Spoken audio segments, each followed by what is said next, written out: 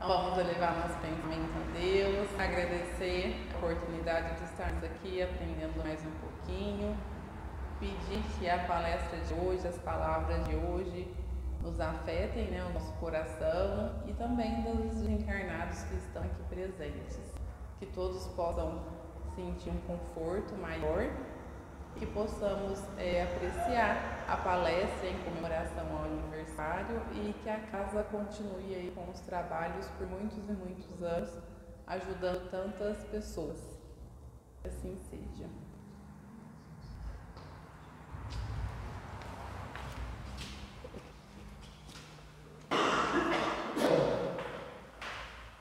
Pessoal, boa noite a todos.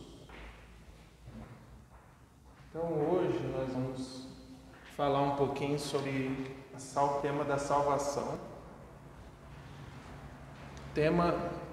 Todos os anos na casa, na semana do aniversário, nós fizemos um tema Jesus e.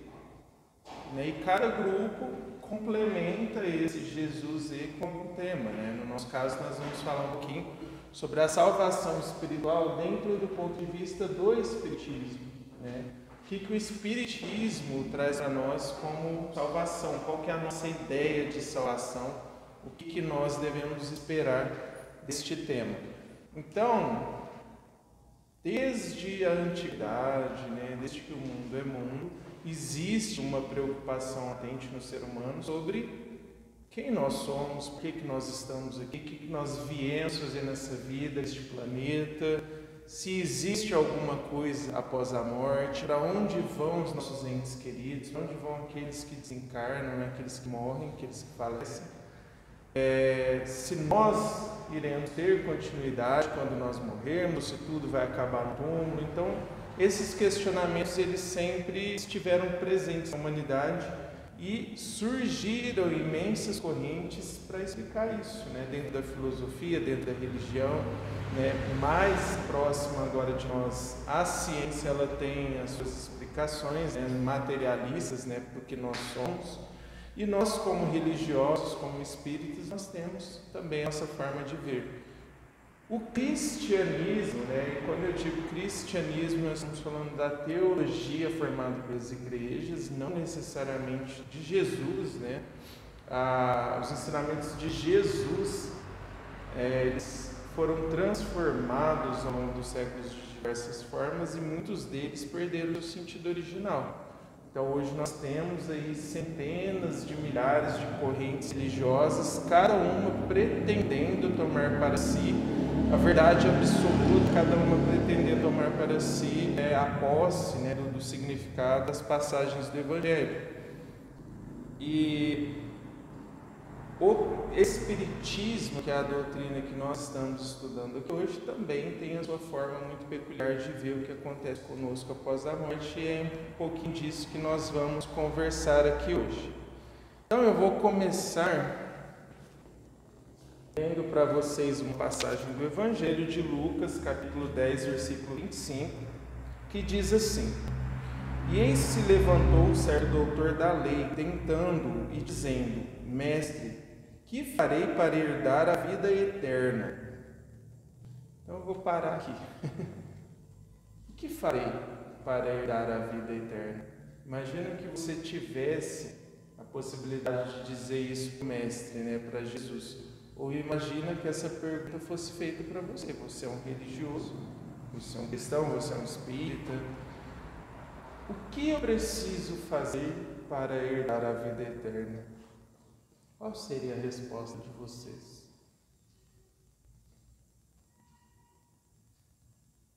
Daniela, o que eu farei para herdar a vida eterna?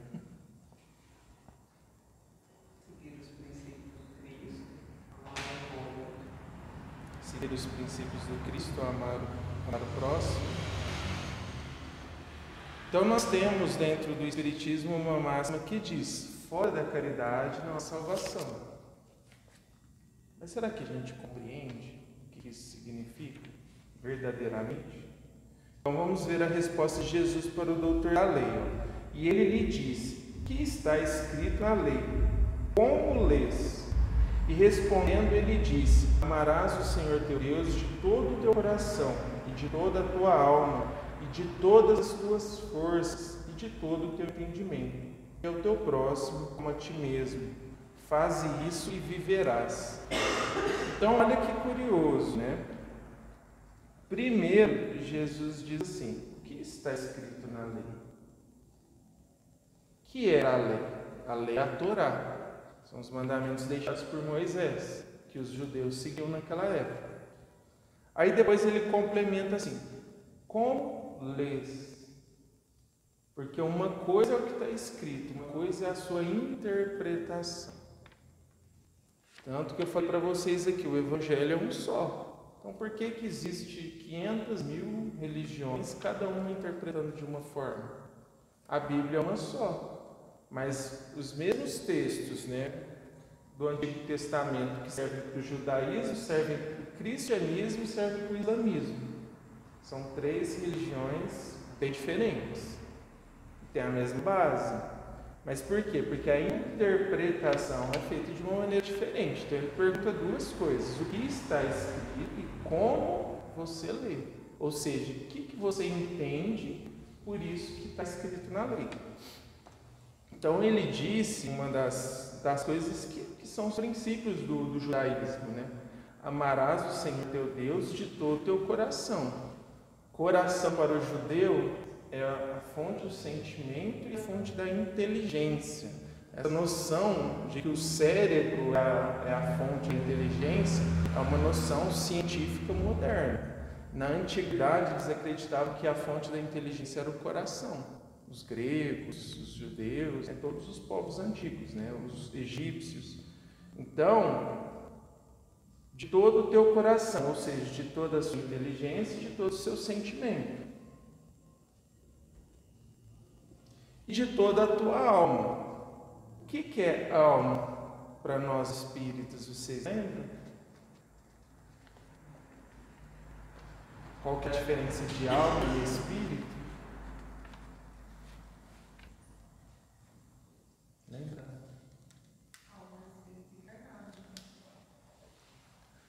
Só para fins de separar as coisas, né, para nós espíritas, quando nós estamos encarnados, nós dizemos alma, quando nós estamos desencarnados, nós dizemos espírito. Mas para o judeu, seria algo semelhante a isso, né? Só que eles não fazem muito essa distinção, nós separamos, né? Corpo, perispírito e espírito. Eles entendem tudo como um único conjunto. Então a alma seria o espírito e o corpo juntos, né? Basicamente seria isso. Não existe essa separação de morrer, separar e tudo mais.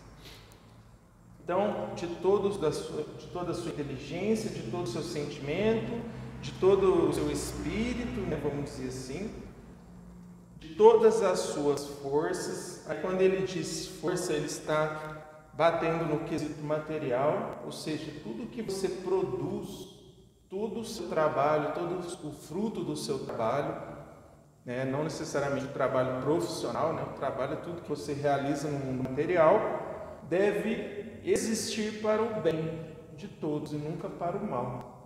Tudo o que você produz nunca deve fazer mal para alguém, deve sempre estar voltado para o bem, tanto seu quanto coletivo, né? De todo o seu entendimento, né? Aí tudo isso voltado para o amor a Deus, né? E ao teu próximo como a ti mesmo. Aí depois dessa passagem, né? Aí o escriba o doutor da lei tentando tentar a Jesus, ele pergunta assim: mas quem é o meu próximo? Aí ele conta a parábola do bom samaritano, né? Mas aí já é outra coisa, né? Por isso que eu não vou entrar nessa parte, né? Mas qual que é o grande problema disso aqui? Amar a Deus para o judeu era a coisa mais comum do mundo. Você nasceu numa sociedade extremamente religiosa, onde desde pequenininho você aprende a louvar a Deus, a fazer todos os rituais externos de louvor, de adoração a Deus. Então, amar a Deus é a coisa fácil. Amar ao próximo é a coisa difícil, que aí já não é tão simples. Embora na visão do judeu, o próximo dele é judeu. Se você é meu irmão de raça, você é o meu próximo. Se você não é, eu preciso te amar. Você é separado, né? Você não é do povo escolhido. Por isso que Jesus conta a parábola do bom samaritano, porque os samaritanos eram um povo rival dos judeus. E dentro da parábola era o samaritano quem fazia a caridade, era o samaritano quem fazia o bem, para ensinar que essa salvação que a gente está falando agora, ela vai além daquilo que das suas estruturas externas, da sua posição social, da religião que você professa ou de qualquer coisa que tenha a ver com o mundo material. Correto? Então, quando nós dizemos dentro do Espiritismo, fora da caridade não há salvação, a palavra caridade ela é traduzida por alguns autores como amor. Então, lá na Epístola de Paulo aos Coríntios, por exemplo, quando ele diz assim: ainda que eu falasse além dos anjos, se eu não tivesse amor, eu nada teria. Às vezes é traduzido: se eu não tivesse caridade, nada teria. Então, é um sinônimo, amor e caridade dentro dos evangelhos. E esse amor e essa caridade significa que você deve ser um reflexo daquilo que Deus é na vida das outras pessoas. Aquilo que Deus faz, você deve imitá-lo. Por isso que lá no Sermão do Monte, Jesus diz assim: sede vós, pois, perfeitos, como é perfeito o vosso Pai que está nos céus. Uma sentença um pouco forte, né? Porque a gente sabe que essa perfeição nós não alcançaremos ela tão cedo, nós não alcançaremos no nível de Deus, porque nós somos criaturas de Deus, nós estamos num nível abaixo, mas é a meta que nós devemos colocar para a gente buscar atingir, né?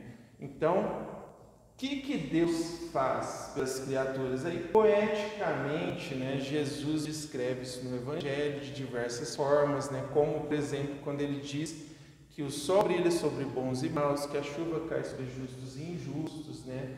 Deus é o provedor de todas as coisas. Ele criou o universo. Quem que fez? Acho que foi o Guilherme que fez uma pergunta aquele dia, né? Falando qual que é o propósito da nossa existência, né?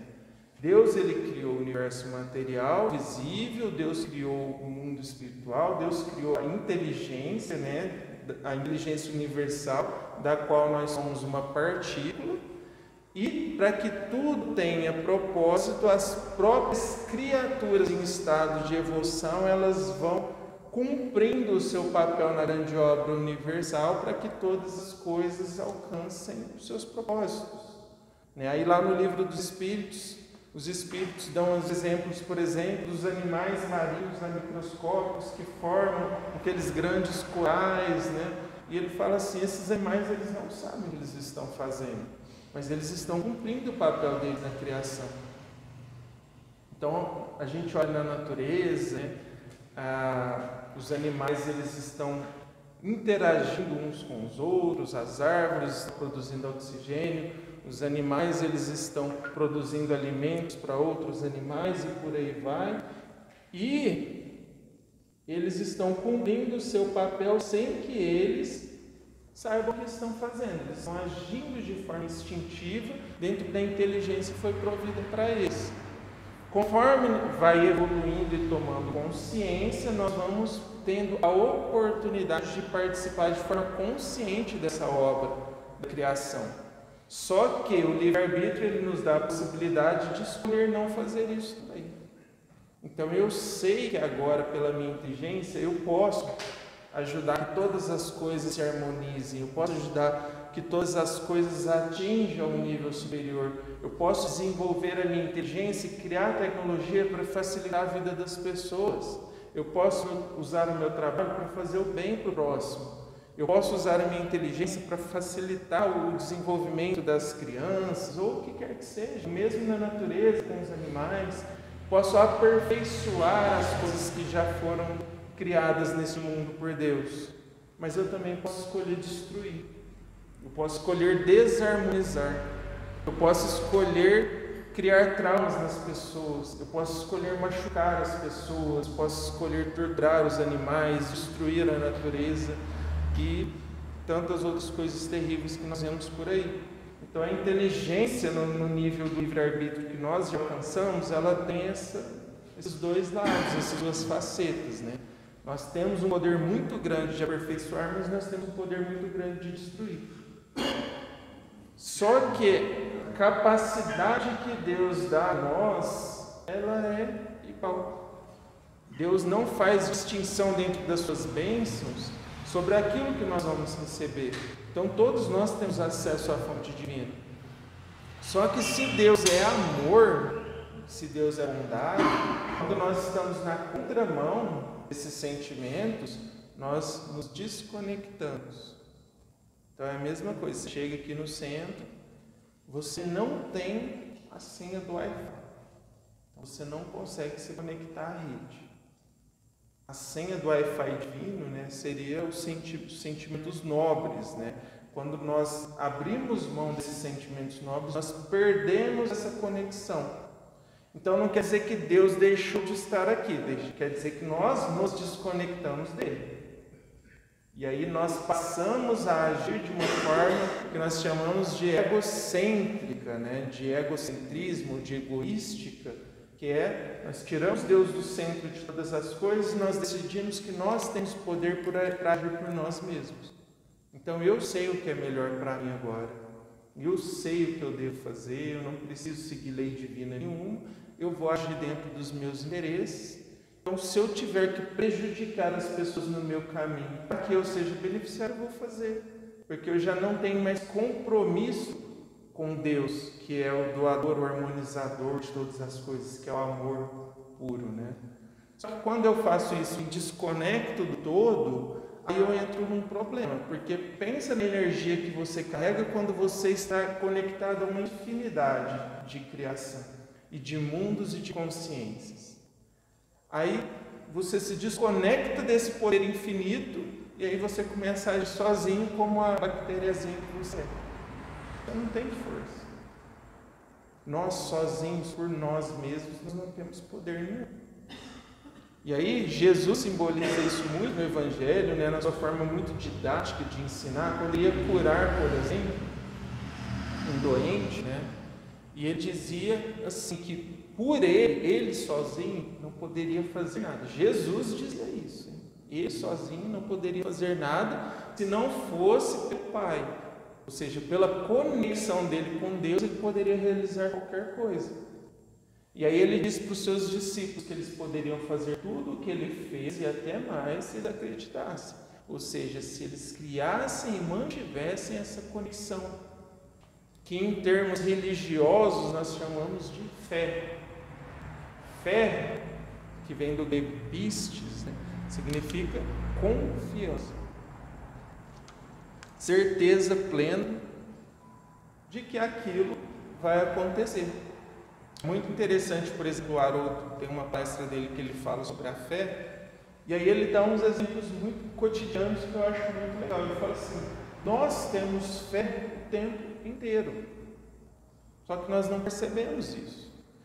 Então, por exemplo, se você liga aquele rádio ali e conecta na frequência 96,5, você tem certeza que você vai conectar a hertz. Você não pensa, nossa, eu vou pôr nessa frequência e vai aparecer outra coisa. Você vai lá e conecta no canal X da televisão, você sabe que vai pegar o canal X, não vai pegar o canal Y. Você já tem certeza daquilo. Se você pega um ônibus ali no terminal de ônibus lá para o Leprace, em nenhum momento você pensa, nossa, será que esse ônibus está indo para o aeroporto? Não, você sabe que você vai chegar no Leprace. Você tem plena confiança de que você vai chegar. E você sabe, você confia, você tem fé que aquele motorista que está lá sabe dirigir, porque senão você nem entrava no ônibus. Se você pensar assim, nossa, será que esse cara tirou carta mesmo? Será que ele já dirigiu algum ônibus na vida dele? Você entra no avião, você não pensa se o piloto, nossa, será que esse piloto ele tem o brevet, né, que chama lá, não é? Será que ele sabe dirigir avião mesmo? Será que não é a primeira vez que ele está dirigindo? Em nenhum momento a gente faz essas perguntas, né? Então, a todos os instantes na nossa vida, nós estamos cedendo, confiando nas outras pessoas de que se elas estão naquela tarefa é porque elas sabem como é aquilo. Você chega, você põe o seu filho numa escola, você pensa, nossa, será que os professores daqui são formados mesmo? Será que não pegaram qualquer pessoa aleatória na rua para dar aula? Não, você confia no processo, você tem fé. Isso é fé. Você tem certeza de que vai acontecer.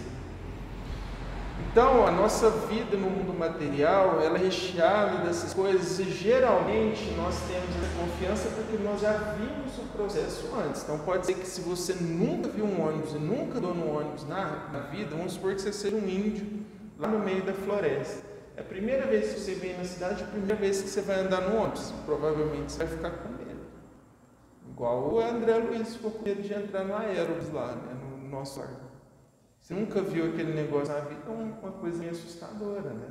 Imagina os índios lá quando viram, Cabral chegando numa nau marinha lá, num navio, devia ser uma coisa estranha e assustadora. O mundo totalmente novo, desconhecido. Mas, depois que você já fez o processo uma vez, eu já andei de ônibus com a minha mãe quando eu era pequeno, então eu já sei como é que é andar de ônibus. Então agora eu tenho plena confiança de como andar de ônibus. Mais ou menos isso é o que acontece em relação a Deus. Você só desenvolve uma fé verdadeira e segura quando você tem uma experiência com Deus. Por isso que a fé ela não é uma coisa que possa ser transmitida, porque a experiência com Deus não é uma coisa que a religião possa te dar, ou uma coisa que uma outra pessoa possa te dar. As pessoas podem te indicar caminhos e direções, mas é você que vai ter que percorrer. É você que vai ter que decidir criar no seu mundo íntimo um ambiente favorável para que essa conexão seja realizada. Porque uma vez que você realiza essa conexão e sinta a presença divina dentro de você, ninguém mais precisa te perguntar se você acredita ou não. Você não acredita mais em Deus. Você sabe o que é. Você teve a experiência. Se você teve uma experiência uma vez, na segunda vez você não precisa duvidar mais. Você já sabe o caminho. Você já sabe como fazer.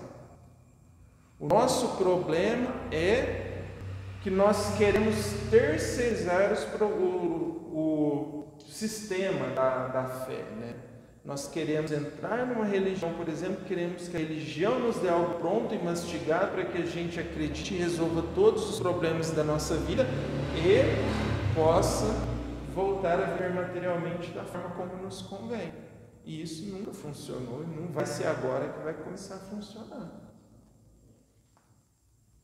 Nós deveríamos ter a responsabilidade de nós nos adaptarmos ao que é maior a nós.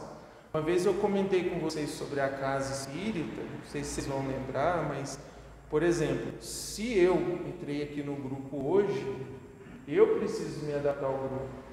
Se eu entrei na casa, eu preciso me adaptar à casa. Não é a casa que vai se adaptar a mim. Imagina se cada pessoa chegar aqui, o grupo tem que se adaptar à pessoa, a casa tem que se adaptar à pessoa. Ou você entrou numa empresa hoje, não, agora a empresa tem que se adaptar a você e às suas vontades. Não existe. Só que nós queremos fazer isso com Deus. Nosso processo de fé geralmente é um processo de troca com o Criador. Ó Deus, eu acredito, mas eu quero isso, eu quero aquilo, eu preciso disso, eu preciso daquilo outro. Como se Deus fosse um garçom que estivesse ali para nos servir. E na verdade a energia divina, ela é uma energia que nos serve ao tempo todo. Qualquer coisa que nós fizermos está à nossa disposição. Não existe nenhuma limitação ou restrição dentro da divindade. Deus ele não pode se limitar porque seria contra a sua própria natureza. A natureza de Deus é infinita variedade. Infinita variedade de mundos, infinita variedade de formas, infinita variedade de seres. Deus, ele permite de maneira tão ampla essa variedade que, por exemplo, existe o mal no mundo. E Deus não barra a existência do mal. Em nenhum momento ele pega e destrói a sua criatura, porque não. Agora você decidiu que não vai seguir o caminho do amor, então agora você não vai existir mais. avada kedavra. Em nenhum momento Deus faz isso. Não é verdade? Pelo contrário, Ele dá infinitas possibilidades de nós nos redimirmos. E se nós não quisermos, vai continuar existindo para sempre. Só que, como existe a lei de causa e efeito, que é uma lei autoeducadora, nós vamos sempre sofrer o reflexo daquilo que nós fazemos. Não quer dizer que Deus vai nos castigar. O universo é um espelho que reflete a sua energia. Você faz o mal, aquele mal volta para você. É a sua criação. Nada mais justo do que ela ficar com você, não é verdade? Se é você que produziu, é você que criou e é você que emitiu, por que aquilo ficaria com o outro? Voltar para você. Então, se você faz o bem, aquele bem volta para você. Se você faz o mal, aquele mal volta para você. E aí é igual a gente já estudou sobre o pensamento. Eu emito um pensamento, uma onda eletromagnética irradiada, e ela vai atrair energias semelhantes a ela, vai passear pelo universo, né, vamos dizer assim, e em determinado momento aquilo vai retornar ao seu Criador, que sou eu. Só que ela vai retornar potencializada. Então, se eu emanei uma energia positiva, ela vai vir potencializada positivamente para mim. Se eu emitir uma energia negativa, ela vai retornar potencializada negativamente para mim. E aí eu vou arcar com as consequências daquilo que eu mesmo criei. E essa é a forma mais pura e bela de justiça que existe. Aquilo que você cria é seu. Você responde por aquilo que você cria, por aquilo que você emite, por aquilo que você faz. O que seria injusto seria, eu não fiz, aí eu respondo pelo que o outro está fazendo. Isso não seria justo. Ou, Deus é tão bom também, que vamos imaginar a teoria da unicidade das existências. Só existe essa vida, dentro do que você fizer agora, você vai receber uma condenação por toda a eternidade. Cada pessoa nasce numa condição, cada pessoa nasce numa influência, cada pessoa nasce com uma tendência. As condições não são igualitárias para todos, mas o problema é seu. Você nasceu num lugar que influenciou para o mal e você cometeu erros, inferno, eternidade. Se você, de alguma forma muito milagrosa, conseguiu suplantar todas as tendências negativas do ambiente, você vai para o céu. Então, ou, como se acreditava, Jesus, ele vem como uma figura de um Salvador, e você o aceita como Salvador, e isso faz com que você se redima e seja salvo. Então, se você nunca ouviu falar de Jesus, é um problema. Ou se você não teve tempo de estudar a teologia sobre Jesus, também é um problema. Você não tem acesso à informação. Ou ainda que tenha, cada pessoa está num grau de maturidade, de entendimento, nem todos vão entender da mesma forma. Então, por exemplo, é igual filho. Se você tem 3 filhos, por exemplo, e quiser usar a mesma didática para os 3, você vai cometer um erro muito grande. Cada um tem uma personalidade, cada um tem um jeito de ser, cada um vai reagir de uma forma que você está ensinando. Então, você vai ter que personalizar como pai ou como mãe alguns aspectos da educação. Alguns vão requerir uma atenção em determinados sentidos, outros vão ter uma atenção em determinado outro sentido, porque um vai ter mais facilidade com uma coisa, um vai ter mais dificuldade para outra. E com Deus não é diferente, Deus, ele abre as portas para todos se redimir, mas ele entende que cada filho individualmente vai ter uma necessidade. Então, algumas coisas são personalizadas para nós, por isso você tem um anjo guardião. Se você tem espíritos responsáveis pela sua reencarnação, que vão te orientar, te intuir, te direcionar em determinado sentido. Toda a sua reencarnação é personalizada. Ela foi feita para você, ela não serve para o outro. Não adianta você olhar para o coleguinha do lado e falar assim, nossa, eu queria ter a vida que aquela pessoa tem. Não ia funcionar para você. Às vezes a gente vê alguns aspectos e fala, nossa, a grama do vizinho é tão verde, Não, você não sabe os problemas que existem às vezes por trás tapetinho ali, às vezes a grama é até artificial, nem é de verdade. Então, às vezes a gente quer ter os louros, as glórias que o outro carrega, mas a gente não vê as cruzes que ele carregou, os sacrifícios que ele fez para estar ali. E às vezes nós, a nossa condição, não temos condições de seguir o caminho do outro. Cada caminho é muito individual, né? Então, por isso que eu disse para vocês que a fé ela não pode ser dada, ela não pode ser vendida, ela tem que ser experienciada individualmente, tem que ser uma escolha nossa. E nós temos que percorrer o caminho. Ninguém pode fazer isso por nós, nem Jesus pode fazer isso por nós. Senão ele tinha reencarnado na Terra e resolvido o problema de todo mundo. Ele veio, apontou um caminho e falou: agora é com você, eu vou estar do seu lado, te ajudando, mas fazer por você não posso. Não dá para fazer pelo outro. Nós podemos apenas auxiliar, nós podemos apenas ajudar, nós podemos apenas caminhar lado a lado. Então eu vou ler para vocês uma poesia da Cecília Meirelles, desse livro Cânticos, que é um livro bem transcendental, disso de passagem. Ele é um livro que foi publicado depois do desencarne dela, bem depois do desencarne dela, pelos familiares, né, que acharam esse material, e é bem diferente das poesias tradicionais dela, né, bem mais transcendente, vamos dizer assim, mas é muito interessante. Então, ó, Cântico 1. Não queiras ter pátria, não dividas a terra, não dividas o céu, não arranque pedaços ao mar, não queiras ter. Nasce bem alto, que as coisas todas serão tuas, que alcançarás todos os horizontes, que o teu olhar, estando em toda parte, te põe em tudo como Deus. Cântico 2. Não sejas o de hoje, não suspires por ontem, não queiras ser o de amanhã. Faze-te sem limites no tempo, vê a tua vida em todas as origens, em todas as existências, em todas as mortes, e sabe que serás assim para sempre. Não queiras marcar a tua passagem, ela prossegue, é a passagem que se continua, é a sua eternidade, é a eternidade, és tu.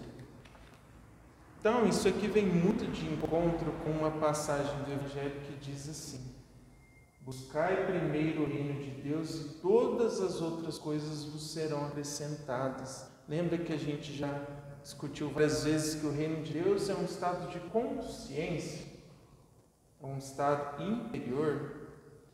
Tem uma metáforazinha de um navio que eu acho bem interessante também, que diz assim: não é a água que está de fora do navio que faz ele afundar, é a água que entra no navio. Então, não importa o tamanho do oceano, se a água não entrar no navio, aquele navio não vai afundar nunca, ele pode durar 100 anos. Vai, atravessa de um lado, atravessa para o outro, passeia, anda. Nada pode fazer com que aquele navio afunde, a não ser que o seu casco seja comprometido e a água que está de fora entre para dentro dele. E assim somos nós também. Lembra quando Jesus diz assim, que os doutores da lei estavam reclamando lá que ele não lavava as mãos, não sei o quê? Ele diz assim: olha, não é o que entra pela boca que faz mal para o homem, mas é aquilo que sai, aquilo que está dentro do seu coração. A não ser que você se corrompa por dentro, ou a não ser que você permita que o exterior te corrompa, não existe nada que possa te fazer mal. Você foi criado de uma forma, né? Nós fomos criados de uma forma que nós somos completamente defensáveis, né? Nós temos bloqueios por todos os lados. O único poder externo que existe sobre nós é aquele que a gente entrega de mão beijada. Então, exemplo simples, né? A pessoa vem e te xinga. Se você pensar assim, coitado, ai que besteira, né? Isso aí que ele está falando não tem nada a ver. Nem conheço essa pessoa, que influência essa pessoa tem na minha vida. Vai embora, sai andando e esquece aquilo. Com quem que ficou o lixo emocional e o estresse do outro? Com o seu portador, né? Com aquele que está fazendo. Agora, se você acostumou a ser uma pessoa reativa, e aí o outro te olhou torto, você já quer sair na porrada com o outro tem total domínio sobre você. Você é a pessoa mais manipulável do planeta, porque basta que a pessoa faça isso aqui, você já está reagindo. Entende? Isso é permitir que a água entre e você está totalmente suscetível a afundar. Porque aí o exterior te controlando, não é você que está decidindo como vai agir, é o que está acontecendo lá de fora. Então todo mundo aqui é amigo, está tudo certo, então estou na paz. Opa, está uma confusão que todo mundo está fazendo barraco, vou fazer barraco também. Ah, o povo está brigando, eu vou brigar também. Está xingando, eu vou xingar. Me tratam mal, eu trato mal também. Não, foi educado comigo, eu vou ser educado também. Então você é uma bola de ping-pong. Do jeito que vai, não pode ser assim. Então nós temos que começar a desenvolver um processo de autoconsciência, de prestar atenção no momento, de falar assim, cara, eu tenho poder sobre mim mesmo, sobre as minhas escolhas. Não é o outro, eu não vou dar esse poder para quem quer que seja. É eu que escolho. Eu que tenho que saber como que eu vou reagir. Não importa se o outro está fazendo não sei o quê. Lembra da sua mãe quando você era criança? Você não é os outros, né? Então, você não é os outros, você é você. Nós temos que aprender a agir, né, por nós mesmos, né? Então, se o estado, o reino de Deus é um estado íntimo de consciência, onde você aprendeu a fazer uma conexão plena com o Criador e com o amor divino, e agir através desse fluxo divino que passa por você, quando você tiver isso, você tem todas as coisas. Que dificuldade que você tem para ter qualquer coisa se você está conectado com o Criador de tudo que existe, de tudo, de universos infinitos. Não importa se você quer uma coisa material, emocional, mental, espiritual, não importa. Você está conectado com a fonte de tudo. Então, a partir do momento que você chega nesse nível, você não precisa se preocupar com mais nada. Por isso que Jesus fala, busca isso primeiro.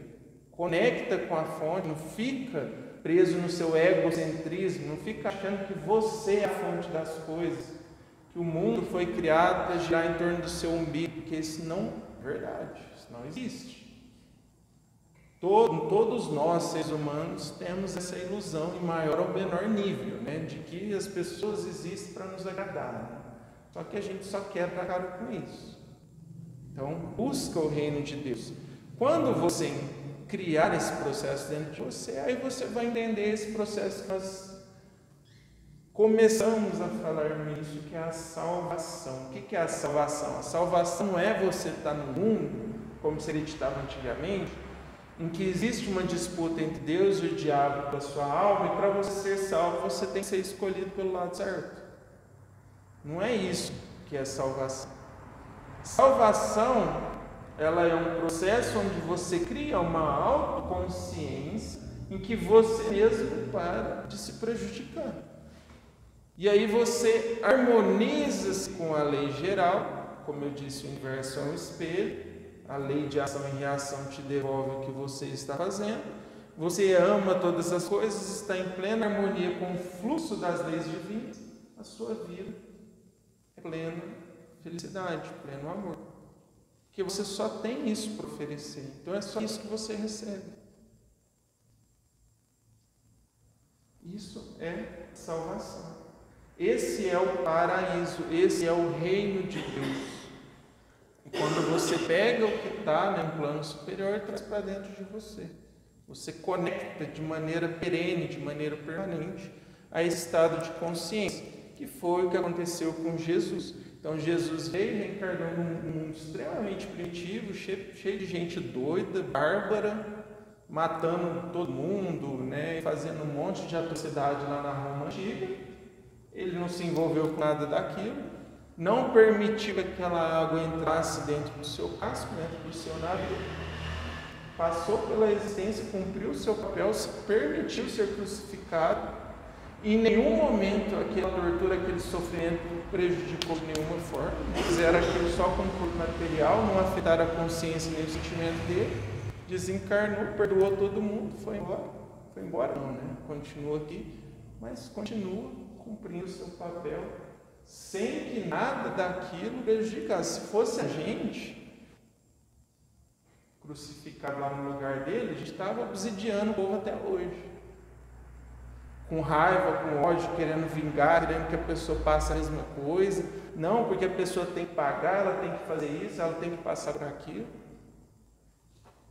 Viraríamos escravos, né, como diz Paulo. Aquele que peca é escravo do pecado, ou seja, aquele que se permite ser preso nas redes das emoções, dos sentimentos inferiores, é escravo daquilo. É igual eu falei, se você é uma pessoa reativa, você é escravo das outras pessoas. Porque todas as suas ações vão ser baseadas em uma coisa que o outro ainda vai fazer. Então você não tem mais controle nenhum sobre si mesmo. Do jeito que o outro fizer, eu faço também. Certo? Então, quando nós formos pensar nessa questão de reino de Deus, ou formos pensar nessa questão de salvação espiritual, vamos ampliar o nosso pensamento, né? Fora do amor, não há salvação. Fora da caridade. A palavra caridade, aqui, ela não é muito adequada, eu acho, hoje, né, no tempo que a gente vive, porque caridade a gente já interpreta como esmola.